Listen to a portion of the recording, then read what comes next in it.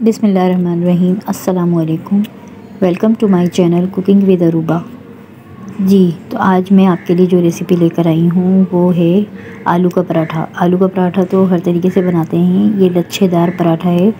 आप बना के ज़रूर ट्राई कीजिएगा। तो चलिए रेसिपी स्टार्ट करते हैं। बिस्मिल्लाहिर्रहमानिर्रहीम। ये मैंने 1 पाव मैदा ले लिया है और अब इसे बिल्कुल नॉर्मल आटे की तरह हम गूँध लेंगे। थोड़ा सा मैंने बस तेल और थोड़ा सा नमक ऐड किया था, मुझसे स्किप हो गया है। बस नॉर्मल, बस सख्त सी हम डो जो हमने रेडी करनी है आटा गूँध के। 3 आलू मैंने मैश कर लिए हैं अच्छे से उबाल के, और अब इसके अंदर कुछ मसाले ऐड किए हैं। 1/2 चम्मच कुटी हुई मिर्चें, 1/2 चम्मच मैंने भुना हुआ कुटा हुआ धनिया लिया है, 1/2 चम्मच सफ़ेद ज़ीरा लिया है और 1 चम्मच नमक लिया है, 1 चम्मच से थोड़ा कम, और हरा धनिया और बारीक कटी हुई हरी मिर्चें और थोड़ी सी हल्दी। बस यही मसाले इनफ हैं। और अब हम मैशर की मदद से इनको अच्छे से मैश कर लेंगे। ये देखिए बहुत इजी ये मैश हो जाएंगे। और देखिए इनमें कोई भी गुठली, कोई भी लम्स बाकी ना रहे, बिल्कुल अच्छे से ये मैश होने चाहिए, क्योंकि वरना हमारा पराठा टूटने का डर है।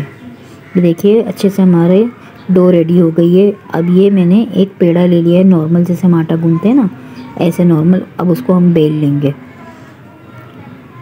ये देखिए ज़्यादा, हद से ज़्यादा हमने बड़ा पेड़ा नहीं लेना है, बस नॉर्मल पेड़ा लेना है। अब इसकी हम रोटी बेल लेंगे। ये देखें बड़ी हो गई है मेरी रोटी। अब इस पे अच्छे से बेलने के बाद हम जो आलू का भुर्ता हमने बना के रखा है मैश करके, वो इसके ऊपर फिल करेंगे पूरा। देखिए अच्छे से हम इस पे अप्लाई करेंगे। आलू का भुर्ता चारों तरफ हमारे लगना चाहिए, तो मैं स्पैचुला की मदद से लगा रही हूँ सब तरफ। ऐसे हम फैला लेंगे हर तरफ। ये देखिए कहीं पे भी रहना नहीं चाहिए हमारा। जब चारों तरफ ये फैल जाएगा तो अब इसे हमने फ़ोल्ड करना है। ये देखिए बिल्कुल नॉर्मली हमने फ़ोल्ड करना है ऐसे लंबाई में। अब इसे थोड़ा सा हाथ से प्रेस करके अब इसके ऊपर हमने ऑयल लगाना है अच्छे से। ऑयल लगा के और इसके ऊपर थोड़ा हमने मैदा डस्ट करना है।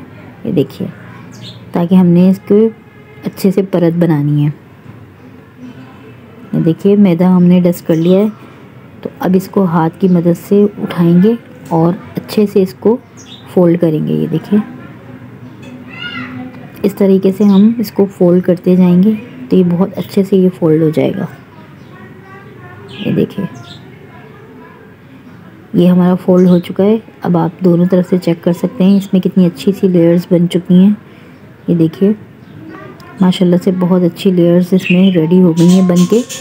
अब किसी तेज़ छुरी से या किसी कटर से हम इसको बीच में से दरमियान से आहिस्ता आहिस्ता से कट कर लेंगे। ये देखिए बिल्कुल इजी कटिंग हो जाएगी इसकी। ये देखें बहुत आसानी से हमने इसको कटिंग करनी है। ये कटिंग हो जाएगा तो फिर आप इसकी लेयर्स चेक कीजिएगा, कितनी कमाल की लेयर्स इसमें आई हैं। ये देखिए माशाल्लाह से दोनों तरफ इसके आलू का भुर्ता भरा हुआ है। ये देखें पूरी आलू की फीलिंग है। और ये बिल्कुल, अब इसको हमने बेलना नहीं है, बस हाथ की मदद से ऐसे ही इसको फैलाना है। अगर हम इसको बेलेंगे ना ये ज़्यादा बढ़ेगा नहीं, बस इसको हमने हाथ से ऐसे ही फैलाना है थोड़ा थोड़ा सा बस। अगर नहीं तो इसकी लेयर्स भी खुल जाएंगी। तवा मैंने गरम कर लिया है अच्छे से। अब इसके ऊपर पराठा हम डाल देंगे जो मैंने हाथ से फैलाया है। ये देखिए माशाल्लाह हमारा पराठा कितना खूबसूरत लग रहा है, लेकिन बहुत छोटा बना है, इसकी फ़िक्र ना करें क्योंकि ये बढ़ेगा नहीं। इसे हमने हाथ से ही बस हल्का सा फैलाना है। मैंने हाथ से दबा के ही इसको हल्का हल्का फैलाया था। तो इस अच्छा ख्याल रखिएगा कि तवा हद से ज़्यादा जब गर्म हो जाएगा तेज़, तो उसके बाद हमने चूल्हे की आंच कम कर देनी है। अगर हम उसको तेज़ ही आंच रख पे इसको सेकेंगे ना तो ये जल जाएगा, अंदर तक से पकेगा नहीं, क्योंकि ये मोटा है ज़रा पराठा, इसकी परतें बन रही हैं। तो इस वजह से इसको फिर स्लो आंच पे ही, मीडियम आंच पे ही इसको पकाना है। ये देखिए दोनों तरफ से जब हमने हल्का हल्का इसको सेक लिया तो अब हम इसमें ऑयल लगा रहे हैं। आप चाहें तो घी से भी बना सकते हैं, मैं ऑयल से बना रही हूँ। ये देखिए इसी तरह से दोनों साइडों पे हमने इसके अच्छे से ऑयल लगाना है। ये देखें कितनी खूबसूरत इसमें लेयर नज़र आ रही हैं। इसी तरीके से हमने इसको अच्छे से इसकी सिकाई करनी है ताकि ये अच्छे से सिक जाए। ये देखें थोड़ा सा हमने वेट देके इसको सेकना है, क्योंकि अगर हम फ़ौरन इसको तेज़ आंच पे पकाएंगे तो ये अंदर तक से पकेगा नहीं। ठीक है ना। ये देखिए माशाल्लाह से बहुत अच्छा इसमें कलर आता जा रहा है।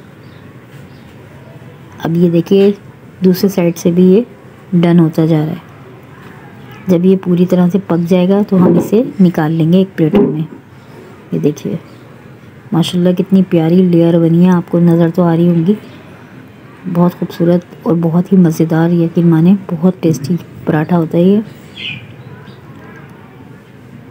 अच्छे से ये फ्राई हो चुका है, अब मैं इसे निकाल लूँगी। इसी तरह से मैं बाकी के तमाम पराठे भी रेडी कर लूँगी। ये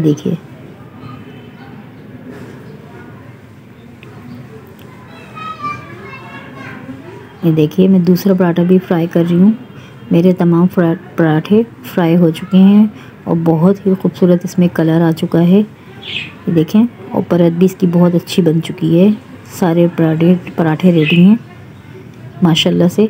आप इनका कलर चेक कर सकते हैं और लेयर्स चेक कर सकते हैं। बहुत ही खूबसूरत लेयर्स भी आई हैं और परत भी, ये देखिए हर तरफ से ये कुक हो चुका है, कहीं से भी बाकी नहीं है। ये देखें मैं आपको दिखा रही हूँ और आप ये देखें तोड़ के भी मैं आपको दिखाती हूँ। इसमें कितनी अच्छी शानदार लेयर्स भी बनी है। ये अंदर तक से बिल्कुल कुक हो चुका है, कहीं से भी कच्चा नहीं है। ये देखें जब आप इसको खाएंगे नहीं, ये मुंह में डालते के साथ ही घुल जाएगा। इतना मज़े का, इतना शानदार पराठा है। आप ये बग़ैर किसी चटनी के भी खा सकते हैं, चाहे तो चटनी से खाएं, ये आपकी मर्ज़ी पे डिपेंड करता है। लेकिन मैंने ये खाने में भी बहुत मज़ेदार है। उसकी देखिए मोटाई कितनी है। और अगर आपको मेरी रेसिपी ज़रा सी भी देखने के बाद पसंद आए तो प्लीज़ मुझे लाइक कीजिए, मेरे चैनल को सब्सक्राइब कीजिए और बेल आइकन को ज़रूर हिट किया कीजिए। इससे हमें बहुत हौसला मिलता है। और अपने दोस्तों और फैमिली मेम्बर्स में मेरी रेसिपी को ज़्यादा शेयर कीजिए। कमेंट करके ज़रूर बताइए कि आपको मेरी रेसिपी कैसी लगी। तो अब मुझे इजाज़त दीजिए। दुआओं में याद रखिएगा, अपना बहुत सारा ख्याल रखिएगा। मिलती हूँ नेक्स्ट रेसिपी के साथ। अल्लाह हाफ़िज़।